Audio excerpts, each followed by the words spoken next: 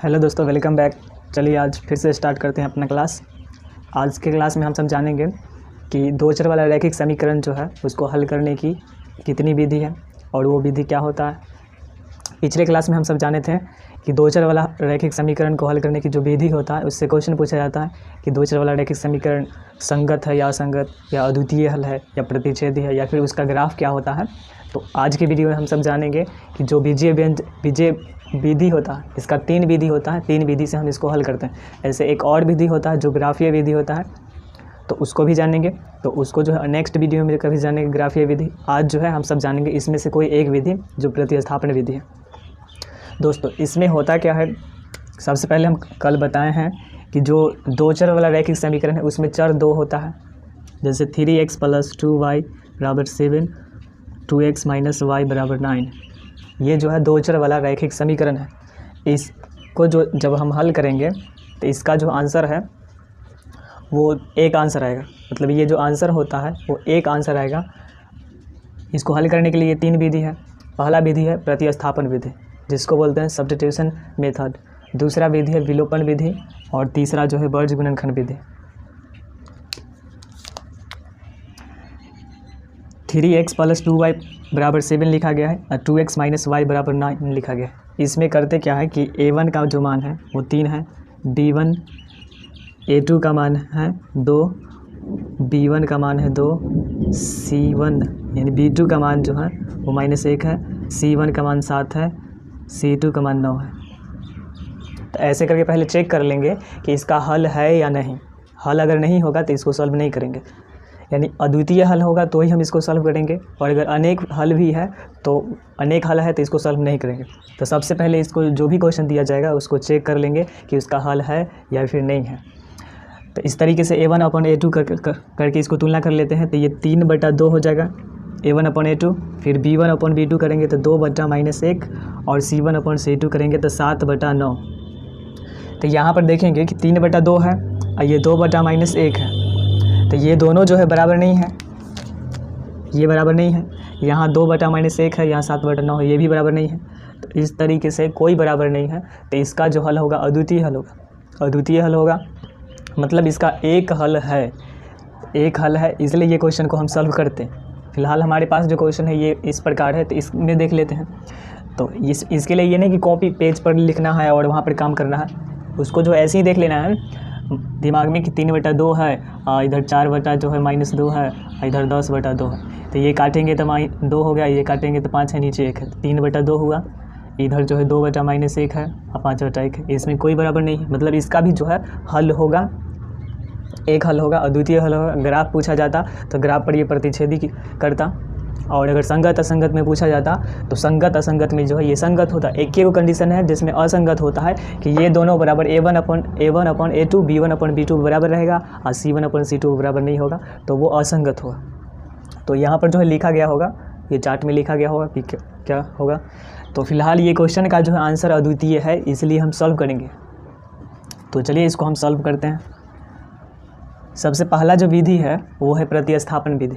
हालांकि तीनों विधि हम बनाएंगे तो उसमें आंसर वही आएगा। ये एक विधि है जो पूछा जाता है। अगर प्रतिस्थापन पूछा जाएगा तो प्रतिस्थापन बनाया जाएगा, विलोपन विधि से पूछा जाएगा तो विलोपन विधि लगाएंगे, और वर्ज गुणन विधि पूछा जाएगा तो वर्ज गुणन विधि। और सिर्फ कहा जाए कि निम्न रैखिक समीकरण को सिर्फ हल कीजिए, तो जो विधि इसमें से अच्छा हो, जो सूटेबल हो, मतलब जिससे बन जाए, जो समझ में आता हो, उससे बना लेना है। तो अभी सबसे पहले हम शुरुआत करेंगे प्रतिस्थापन विधि, उसके बाद नेक्स्ट वीडियो में विलोपन विधि। तो प्रतिस्थापन का मतलब क्या होता है कि एक पद को निकाल के मतलब प्रतिस्थापित कर देना। मतलब हाँ, जैसे अगर मान लीजिए कि कोई भी चीज़ अगर बिहार में है और उसको प्रतिस्थापित कर देना है, तो प्रतिस्थापित करेंगे तो वहाँ से जो उसको उठवा के अलग रख दिया जाएगा, तो वो हुआ प्रतिस्थापित। तो ठीक उसी प्रकार इसमें से करेंगे क्या, या तो x का मान, दो चर है, x है y है, तो या तो x का मान हम निकाल लेते हैं और नहीं तो y का मान निकाल लेते हैं और वो मान को दूसरे वाले समीकरण में रख देते हैं। तो ये हुआ प्रतिस्थापन विधि। इसको जो है सब्स्टिट्यूशन मेथड कहा जाता है, प्रतिस्थापन विधि। इसमें करते क्या है कि दो समीकरण होता है, तो इसको जो है अब जैसे दो समीकरण है तो इसका नामकरण हम कर लेते हैं, ताकि बाद में जो है मतलब किसी को अगर खोजेंगे तो पता चल जाएगा कि ये हुआ। जैसे अगर इसका नाम राम मान लेते हैं, इसका श्याम है, तो थोड़ा राम लिखने में समय लगेगा। तो मैथ के हिसाब से करते क्या है कि उसको समीकरण 1 और 2 रख देते हैं। तो इसका नाम जो है समीकरण 1 हो गया, इसका नाम समीकरण 2 हो गया। अब कोई एक समीकरण को पकड़ लेते हैं, तो समीकरण 1 से समीकरण को समी लिख देंगे तो वो चलेगा। समीकरण 1 को पकड़ लिए, 2 को भी पकड़ सकते हैं। कोई एक समीकरण को पकड़ना है और उसमें किसी एक चर का मान निकाल लेना है, ये करना है अभी। तो यहाँ पर समीकरण 1 जो है वो है 3x + 4y = 10 है। तो इसमें से करेंगे क्या, हम x का मान निकाल लेंगे। हम जो y का भी मान निकाल सकते हैं, हालांकि हम x का मान निकालेंगे। तो 3x बराबर हो जाएगा यहाँ पर 10, मतलब x को छोड़कर सबको उधर फेंक देना है। यहाँ पर 3x है, तो 3x है और ये प्लस में 4y है, तो इसको पहले भेज देते हैं। तो ये प्लस है, इधर आके माइनस हो जाएगा 4y। उसके बाद यहाँ पर x का मान निकालेंगे, तो 3 और x दोनों के बीच गुना हो रहा है, इधर आके भाग हो जाएगा। तो 10 - 4y बटा में 3। अब ये जो हमारा निकला है x का मान, इसको हम समीकरण 3 कर लेते हैं। अब यहाँ पर समीकरण इसलिए ताकि वो पहचान में आ जाए कि हाँ समीकरण 3 बोलेंगे तो ये पता चल जाएगा। अब करते क्या है कि समीकरण 2 में जो है, समीकरण 2 में 3, समीकरण 3 का मान रख देते हैं।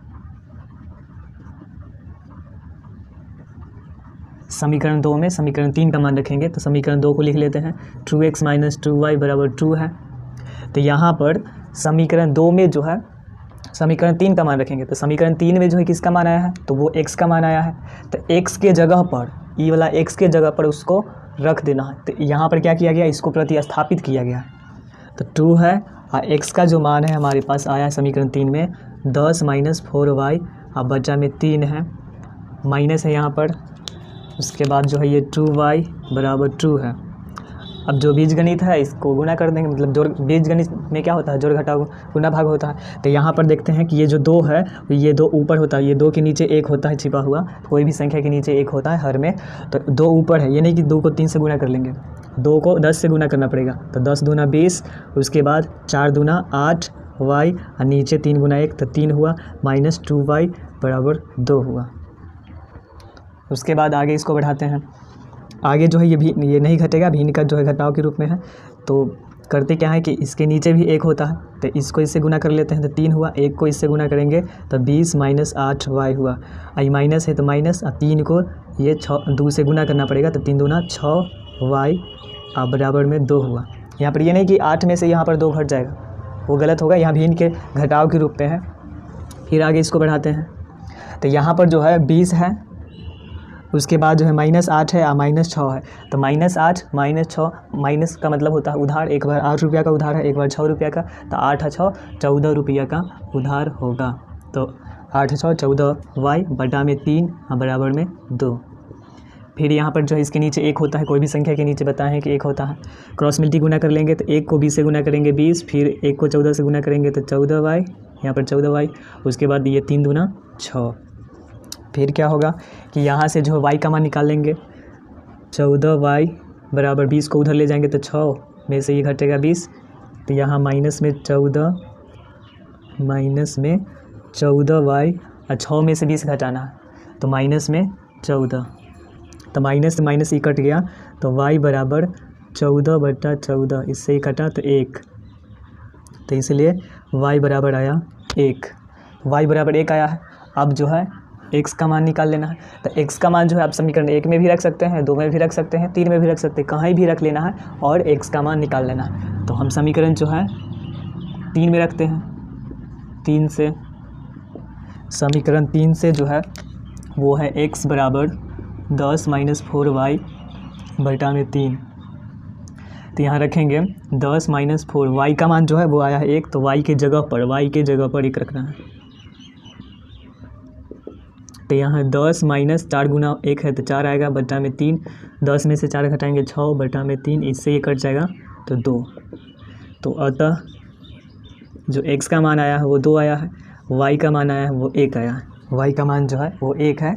तो ये हमारा आंसर रहा। तो इसका जो है ये समीकरण का जो आंसर है वो 2 और 1 है, तो एक ही आंसर है, ये आंसर है, अद्वितीय था इसलिए एक आंसर है। अगर इसका हल रहता कोई हल नहीं तो लिख देते कि इस समीकरण का जो है कोई हल नहीं, वही अनुपात करके। अगर अनेक हल रहता तो अनेक हल लिख देते। अगर अद्वितीय हल है तो इसको सॉल्व कर किए हैं। अब हम देखेंगे कि ये जो हमारा आंसर है वो सही कैसे है। तो सही कैसे है ये जांचने के लिए, चेक करने के लिए यहाँ पर करते हैं हम चेक कर लेते हैं कि सही है या गलत है। तो हमारा जो आंसर आया है 2 है, x का मान 2 है, तो यहाँ पर 2 रख देंगे तो 3 दूना 6 हो जाता। प्लस में कर देते हैं 6, मतलब जो आंसर आएगा ना उसको वहाँ पर रख देंगे x का मान। तो x का मान है 2, तो 3 दूना 6, प्लस में y का मान 1 है 4, 4 गुना 1 तो 4 बराबर 10। तो 6 में 4 जोड़ेंगे तो वो 10 आ जाएगा। फिर इस समीकरण को देख लेते हैं। तो ये समीकरण है, x का मान 2 आया है, तो 2 दूना 4 माइनस y का मान 1 है, तो 2 गुना 1 तो 2, घटा लेंगे तो 2, तो ये सही है। तो इस तरीके से जो है आप एग्ज़ाम में इसको चेक कर सकते हैं कि कैसे हमारा आंसर जो है सही होगा। फिलहाल ये इस तरीके से बनाया जाता है क्वेश्चन। इसमें करना क्या है कि प्रतिस्थापित कर देना है। पहले x का मान निकाल लीजिएगा, या फिर y का मान अगर निकालेंगे तो y के जगह पर रख देंगे वहाँ पर। और इस तरीके से जो है जब y का मान चला जाएगा तो x का मान जो है या तो 1 में, 2 में, न 3 समीकरण में रख के वो निकल जाएगा। तो ये रहा हमारा आज का क्लास। तो आज के इस क्लास में हम सब जाने हैं 2 चर वाला रैखिक समीकरण को जो हल करने की जो पहला विधि है, प्रतिस्थापन विधि, सब्स्टिट्यूशन मेथड, वो जाने हैं। इससे जो है ऑब्जेक्टिव क्वेश्चन ये पूछा जाएगा कि 2 चर वाले रैखिक समीकरण को हल करने की बीजगणितीय विधि क्या है। तो बीजगणितीय विधि जो है 3 विधि है। तो ये रहा हमारा आज का क्लास। वीडियो अच्छा